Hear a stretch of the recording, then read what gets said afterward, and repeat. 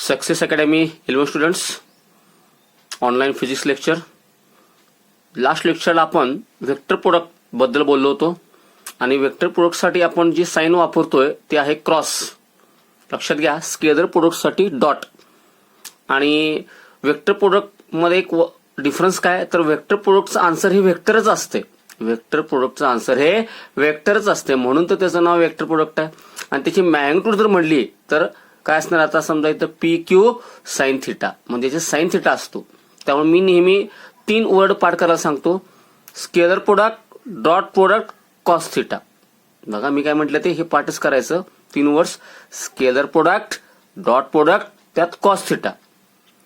Vector product, cross product, sine theta. Vector product मध्ये काय आहे, क्रॉस आहे, त्याच्यामध्ये काय आहे, साइन आहे. त्यामुळे vector product, cross product, sine theta असं लक्षात ठेवलं की तुम्हाला बाकी सगळं लक्षात येते. ठीक आहे, आता लेट्स मूव्ह. वेक्टर प्रोडक्ट मध्ये सगळ्यात महत्वाचं म्हणजे ऑर्डरला फार महत्व आहे. स्केलर प्रोडक्ट मध्ये तुम्ही P bar dot Q bar म्हटलं काय किंवा Q bar dot P bar म्हटलं काय, दोन्ही आन्सर सेम असतात. It obeys commutative law of multiplication. हे आपण स्कॅरेस्टिक मध्ये बघितलं होतं. पण वेक्टर प्रोडक्टच्या बाबतीत जर बघायचं झालं तर तुम्हाला बघा P bar dot Q bar याची magnitude P Q sine theta. आता मी क्रम बदललाय बघा, Q bar dot P bar first second याचं मॅग्निट्यूड सेम येणार. पण इथं डायरेक्शनसाठी एक गोष्ट महत्वाची काय, आपण राईट हँड स्क्रू वापरतो. मग त्याच्यामध्ये आपण स्क्रू जो आहे तो फर्स्ट कडनं सेकंड कडनं आहे, तर त्या केसमध्ये परपेंडिक्युलर पण अॅरो वरच्या दिशेमध्ये आहे. बघा ह्या दोघांच्या प्रतलाला परपेंडिक्युलर. रिझल्टंट कसा आलाय बघा, ह्या दोघांच्या ह्या प्लेन कंटेनिंग द 2 वेक्टर्सला परपेंडिक्युलर, प्लेन कंटेनिंग 2 वेक्टरला परपेंडिक्युलर. पण ह्या केसमध्ये पी कडून क्यू कडं त्यावेळेला अॅरो वर गेलाय आणि या ठिकाणी अॅरो खाली आलाय. म्हणजे थोडक्यामध्ये इथं क्रम बदलल्यावरती मॅग्निट्यूड जरी सेम येत असली तरी डायरेक्शन मात्र सेम येत नाही. म्हणजे हा कॉम्युटेटिव्हला ओबे होत नाही. आणि ह्यामध्ये आपण रिझल्टंटच्या डायरेक्शनसाठी कुठला रूल वापरतो, राईट हँड स्क्रू रूल वापरतो. मग आता हा इथं मी सांगितलं होतं की डेफिनेशन मध्ये हा फक्त मेन्शन करायचा. पण सेपरेटली जर आपल्याला प्रश्न विचारला, आपल्याला सेपरेटली जर प्रश्न विचारला की state right hand screw rule, तर मग त्यासाठी आपल्याला वेगळा क्वेश्चन करायला लागेल. तर तो बघूया आपण क्वेश्चन. जर आपल्याला प्रश्न असा पडला की state right hand screw rule असा जर क्वेश्चन पडला तर नेमकं काय करायचं. तर याच्यामध्ये आता मी पहिल्यांदा तुम्हाला बेसिकली डायग्राम समजून सांगतो. तर आपण वेगवेगळ्या प्रकारचे स्क्रू असतात. तर आपण जो स्क्रू वापरतो बरोबर, तो आपण उजव्या साईडला केला तर काय होतं, आवळला जातो. त्याला काय म्हणायचं, राईट हँड स्क्रू रूल. हा राईट हँड स्क्रू रूल आहे आपण जो वापरतो तो. आणि ह्याला पेचा असतात बरोबर आहे, बरोबर. आणि हे झालं टिप, टोक झालं याचं, आणि ह्याचं हे हेड झालं. मात्र लक्षात ठेवा, मी हा जो स्क्रू इथं ठेवला बरोबर, आणि फर्स्ट कडून सेकंड कडे फिरवायचा. हा स्क्रू राईट हँड स्क्रू कसा फिरवायचा, हा उजवीकडे आवळला जातो, म्हणून याचं नाव काय, राईट हँड स्क्रू रूल आहे बरोबर. ह्याच्या पेचा आहेत मराठीमध्ये आपण म्हणतो त्याला. आपण काय म्हणतो, त्यानंतर हे झालं याचं टोक, टोकला आपण काय म्हणतो, टिप. आणि ह्याचं झालं हेड झालं. ठीक आहे, हेड इथं ठेवलं. ठीक आहे, आता स्क्रू मला फिरवायचा आहे. स्क्रू कसा फिरवायचा, फर्स्ट वेक्टर कडून सेकंड वेक्टर कडे स्मॉलर मधनं अँगल मधनं फिरवायचा आहे. फर्स्ट वेक्टर कडून सेकंड वेक्टर कडे स्मॉलर अँगल मधून फिरवायचं. मग मला सांगा, या ठिकाणी जर मी स्क्रू फिरवायला लागलो, बघा हा समजा स्क्रू आहे आणि जर मी स्क्रू फिरवायला लागलो तर मला सांगा हे जे पेचा आहेत किंवा टिप कुठं सरकताना दिसेल, वर का खाली, जरा करा बघू इमॅजिन. समजा मी स्क्रू असा ठेवला बरोबर आहे, आणि ह्याला मी फर्स्ट कडून सेकंड कडे, ह्या ठिकाणी पी बार कडून क्यू बार काढा. इथं ऑर्डर महत्वाचे आहे. ह्या ठिकाणी जर मी असं फिरवायला चालू केलं तर मला सांगा जे पेचा आहेत किंवा जे टिप आहे ते कुठं सरकताना दिसेल, डेफिनेटली वर, परपेंडिक्युलर पण वर सरकताना दिसेल. म्हणून ह्या केसमध्ये रिझल्टंट जो आहे तो अॅरो कुठल्या दिशेमध्ये, बघा वरच्या दिशेमध्ये. परपेंडिक्युलर जरी असला तरी अॅरोची डायरेक्शन कशावरून ठरली, राईट हँड स्क्रूवरनं. हेच आपण उलट करून बघा. आता हे दोन्ही आहे तसेच आहेत. आता मला क्यू बार क्रॉस पी बार पाहिजे आहे. मॅग्निट्यूड सेम येणार पी क्यू साइन थिटा, पण डायरेक्शन बद्दल काय, परपेंडिक्युलर आहे पण अॅरो वर का खाली. आता मला फर्स्ट कोण आहे, क्यू आहे, सेकंड कोण आहे, पी आहे. मग आता हा स्क्रू मी फर्स्ट कडून सेकंड कडे फिरवणार. कसा फिरवणार, फर्स्ट कडून सेकंड कडे.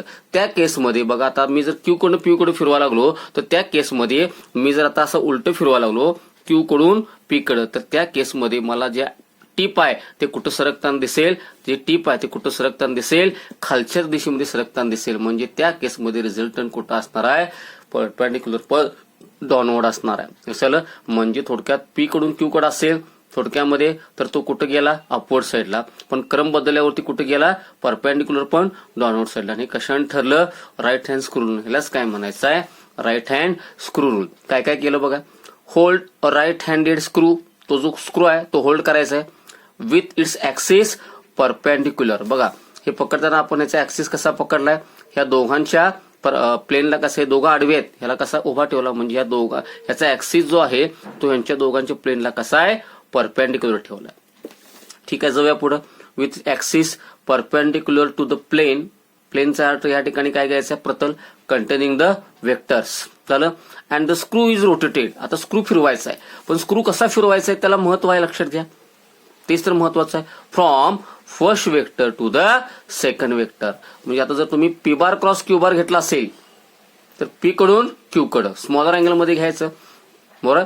फर्स्ट वेक्टर कडून काय घेतलंय screw rotated from first vector to the second vector through smaller angle. मग त्यावेळेला तुमच्या त्या टिपची, ह्याची जी टिप आहे ते कुठं सरकताना दिसते. ऍडव्हान्सेस म्हणजे काय पुढे जातात असते, म्हणजे पेचा कुठं जाताना दिसतात, ते टिप कुठं सरकताना दिसते. पुढे सरकणे म्हणजे काय ऍडव्हान्सेस. ती दिशा म्हणजे कोणाची असते रिझल्टंटची. त्यामुळे हे वाक्य बघा. The direction in which the screw tip would advances किंवा ऍडव्हान्स, जिथं पुढे सरकताना दिसते, जिथे हे टिप पुढे सरकताना दिसते, हे पेचा पुढे सरकताना दिसतात, ती डायरेक्शन म्हणजे काय असते is the direction of vector product of two vector असते. ह्याच्या वेक्टर प्रोडक्टचं ते आन्सर असते. मग इथं पी कोण क्यू कडे गेलो तर ते कुठं सरकताना दिसलं बघा. बघा ऍक्सिस या दोघांच्या प्रतलाला परपेंडिक्युलर आहे आणि आता पी कडून क्यू कडे स्मॉलर अँगल. तर मी असं फिरवा लागलो तर लक्षात ठेवा हे वर सरकताना दिसतं म्हणून ही डायरेक्शन वर आली. आता हेच मी उलट पकडलं, ह्याच्यामध्ये आता मी ऑर्डर बदलली बघा. Q bar cross P bar, पुन्हा बघा axis hold perpendicular to the plane. बरोबर. आणि ह्या केसमध्ये आता मला क्यू कडून पी कडे यायचं, कायम फर्स्ट कडून सेकंड कडे स्मॉलर अँगल. तर मी आता हे फिरवालो तर मला ते पेचा किंवा टिप कुठं सरकताना दिसते खाली. तर ती डायरेक्शन ज्या दिशेमध्ये टिप ऍडव्हान्सेस मध्ये पुढे सरकताना दिसतं ती डायरेक्शन म्हणजे रिझल्टंट प्रोडक्टची रिझल्टची डायरेक्शन असते. लक्ष आलं सगळ्यांना, हे डायग्राम लक्ष आलं. हे मी याच्यामध्ये नोट्समध्ये टाकतोच. पुन्हा एकदा आता आपण बघा काय केलं बघा. Hold right hand screw rule पकडला, right hand screw with its axis perpendicular. Axis कसा आहे परपेंडिक्युलर आहे कुणाला to the plane containing the vectors. या वेक्टरच्या प्रतलाला हा कसा आहे परपेंडिक्युलर आहे. And the screw rotated. आता स्क्रू फिरवायचा आहे, म्हणाले तसं फिरवायचं नाहीये, त्याला काहीतरी कंडिशन आहे. From first vector to second vector. आता मला जर P bar cross Q bar असेल तर पी कडून क्यू कडं, पण पी कडून क्यू कडं फिरताना स्मॉलर अँगल मधून फिरवायचं आहे, लार्जर अँगल मधनं नाही. त्यामुळे हे वाक्य महत्वाचं आहे. First vector to the second vector through a smaller angle. त्यावेळेला जिथं तुमचं टिप, हे जे टिप पुढे सरकताना दिसतंय, पेचा पुढे सरकताना दिसतात, ती डायरेक्शन म्हणजे प्रोडक्टची डायरेक्शन असते. The direction in which the screw tip would advance is the direction of vector product of two vector. म्हणून ह्या केसमध्ये P bar cross Q bar perpendicular पण वरच्या दिशेमध्ये, आणि आता क्रम बदलला, Q bar cross P bar केलं त्या दिशेमध्ये, त्यावेळेला परपेंडिक्युलर पण डाऊन दिशेमध्ये. म्हणजे हे कशावरून ठरलं राईट हँड स्क्रू रूलवरून ठरलं. कशावरून ठरलं राईट हँड स्क्रू रूलवरून ठरलं. लक्षात मी काय म्हटलं तर अनेकदा राईट हँड स्क्रू रूल आपण फक्त रिवाइज करूया. Hold right hand screw rule, hold right hand screw with its axis perpendicular to the plane containing vectors. ठीक आहे. And the screw rotated. Screw rotate करायचं from first vector to second vector through smaller angle. It is very important. The direction in which the screw tip would advance is the direction of vector product of two vector. म्हणजे थोडक्यात R bar ह्या केसमध्ये P bar cross Q bar मध्ये वर गेला, इकडं खाली गेला. It is called as right handed screw rule. सगळ्यांना मी काय म्हणलं लक्षात आलं. मग आता आपला पुढचा महत्वाचा जो क्वेश्चन आहे तो म्हणजे कुठला असणार आहे. जसं आपण स्केलर प्रोडक्ट शिकल्यावरती त्याच्या कॅरेक्टरिस्टिक्स बघितल्या होत्या, 5-6 कॅरेक्टरिस्टिक्स होत्या. ते आपल्या परीक्षेमध्ये एनी 4 एनी 5 असं विचारू शकतात, पण आपल्याला सगळ्या माहित असणं गरजेचं आहे.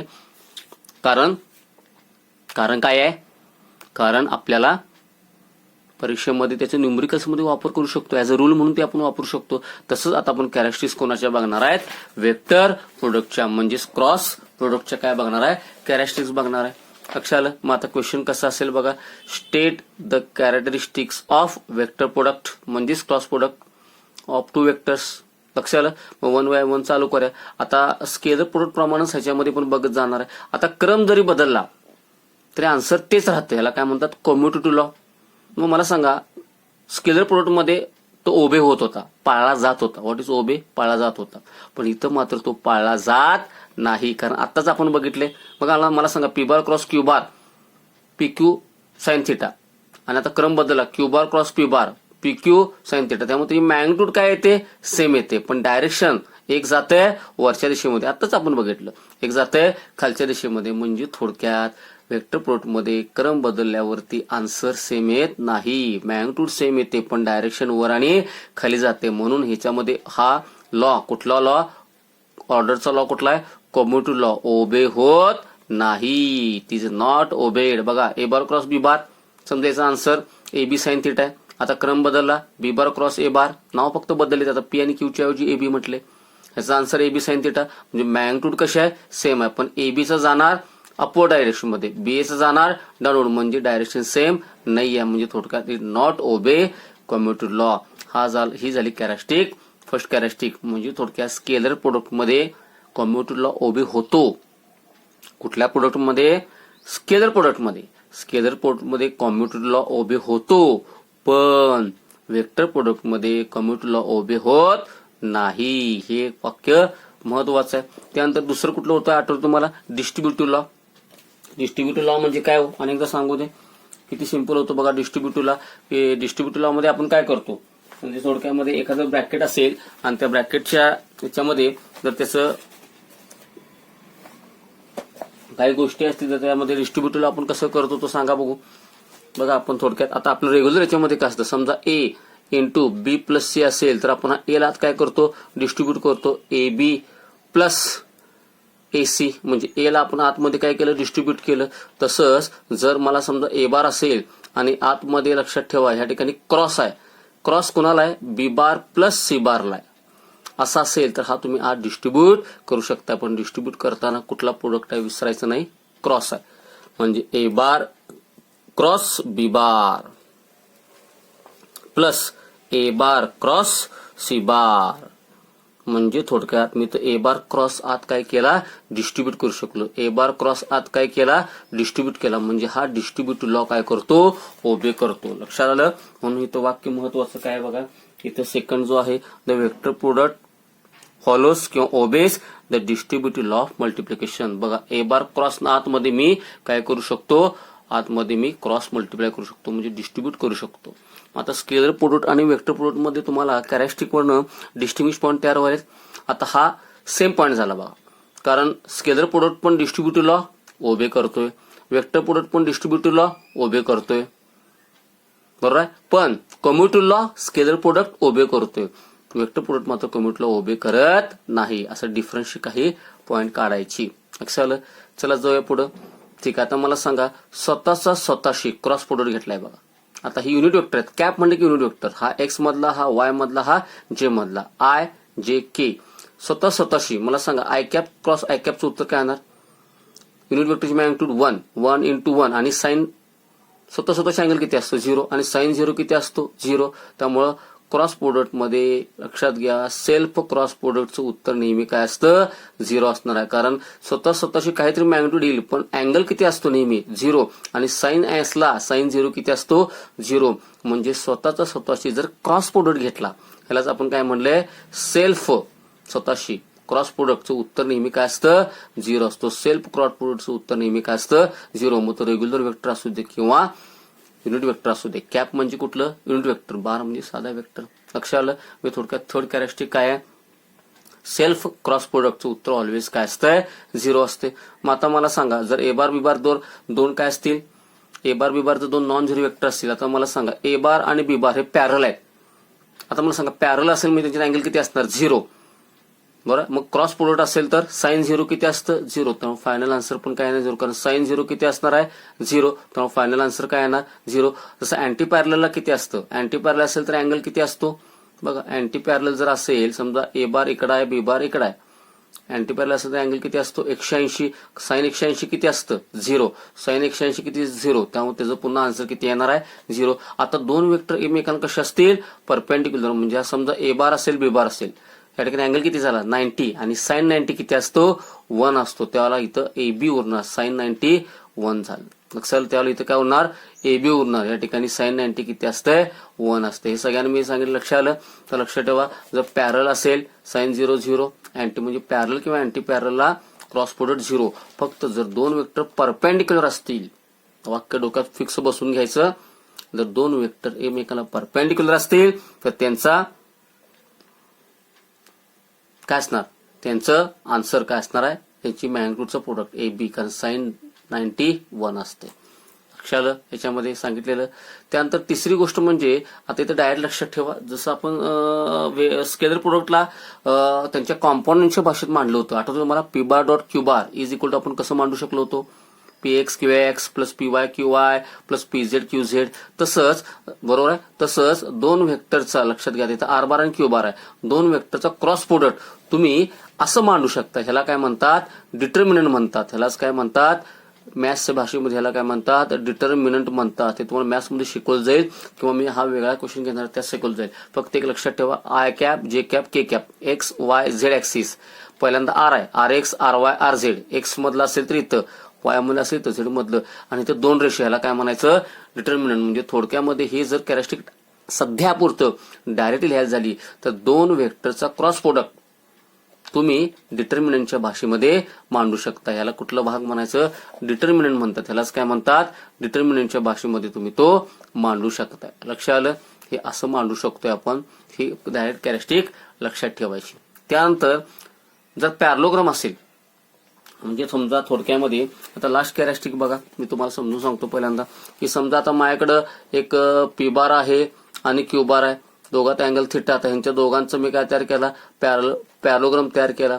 हे दोघं कोण झाले ऍडजस्टंट साइड. अशा वेळेला लक्षात घ्या मी जर पी बार क्रॉस क्यू बारचं उत्तर काढलं की नाही ह्यांच्या दोघांचं, तर लक्षात ठेवा ह्याचं उत्तर म्हणजे ह्या पॅरलोग्रामचा काय असतो एरिया असतो. एरिया ऑफ काय असतो पॅरलोग्राम असतो.